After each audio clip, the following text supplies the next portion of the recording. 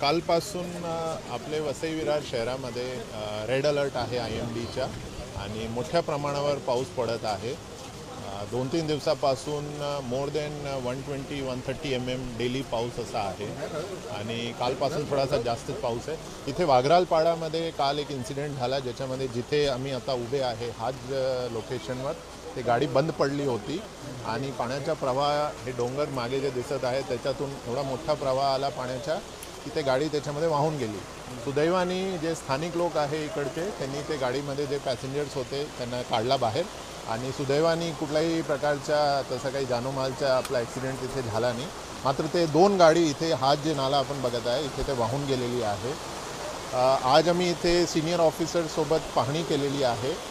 Basic काही instructions आम्ही दिलेले आहे की जसे रेलिंग एक आपल्याला इथे पाहिजे सेफ्टीसाठी आणि हे रोडवर जे पाण्याचा फ्लो आहे ऑफकोर्स एवढा मोठा फ्लो आपण कंट्रोल करू शकणार आणि डोंगरावरनं जे येणार आहे पण एक थोडासा आपल्याला डायव्हर्ट काही करता येईल का त्याच्याबद्दल एक चर्चा झालेली आहे. त्याच्यावर ते इंजिनियर्स आज स्टडी करून पूर्ण त्याच्यावर कारवाई करणार आहे.